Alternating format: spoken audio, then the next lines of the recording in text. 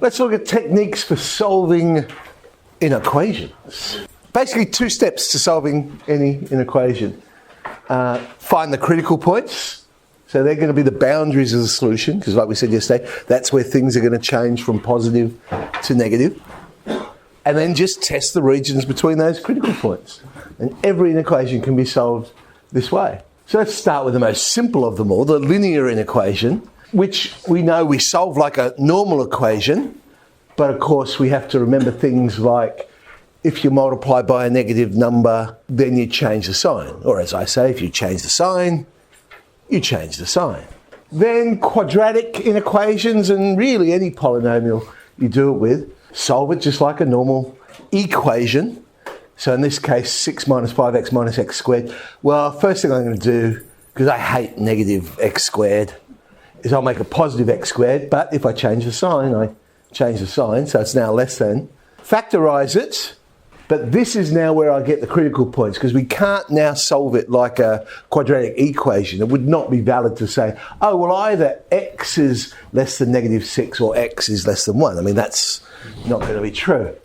So my critical points would be negative 6 and 1. They're not included in this case.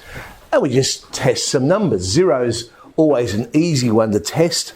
6 is greater than 0. Yes, it is. So therefore, I know I'm in the middle. Because that's the thing with a quadratic inequation. We're either going to be in the middle of the 2 points or on the outside of the 2 points.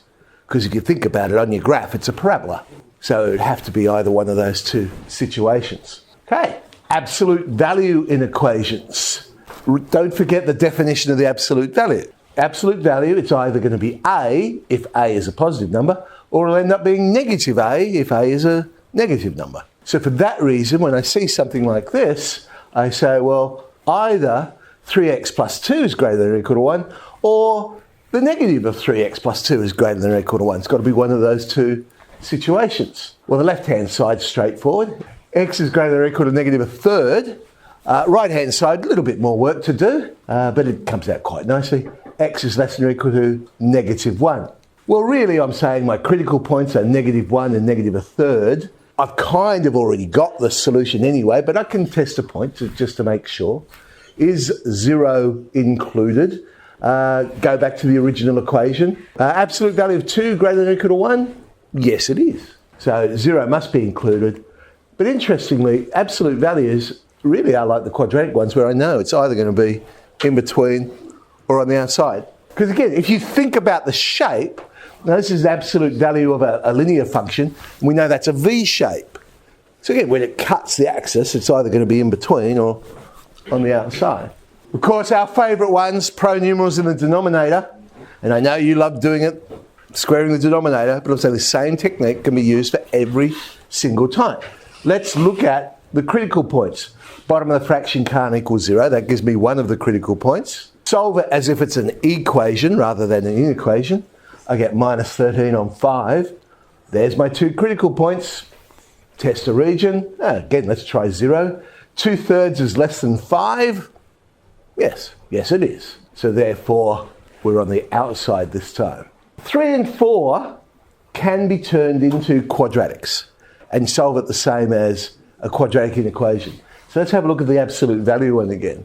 So I have this one. Well, if I square both sides, why do that? Because squares are always positive, just like an absolute value is always positive.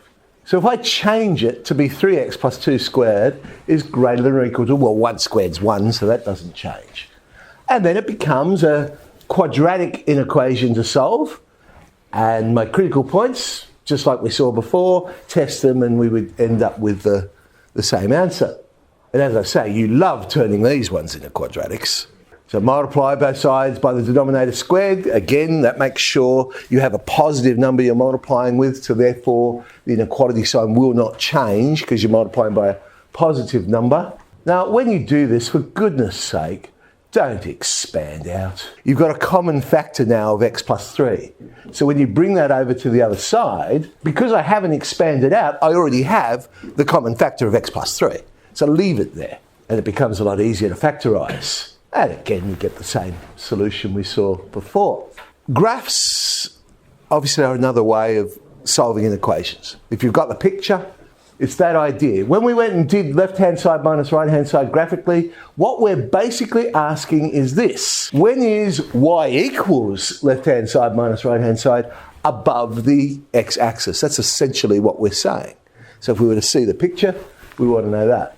Any time you've got some function is greater than another function, it's just the same idea. So when is function x above g of x? There's actually no need to move it to the other side. You could just draw those two graphs and say, well, when is this one above the other one? So something like this one. Absolute value of 5x minus 3 is greater than x plus 2. Well, there's the two graphs. And what I'm now saying is, well, when is that absolute value above the straight line? Now, I'm still going to have to find those points of intersection, unless I've got an incredibly accurate graph and I could just read it off. Let's make sure we know x equals 5 on 4 is one of the points of intersection, and 1/6 would be the other one.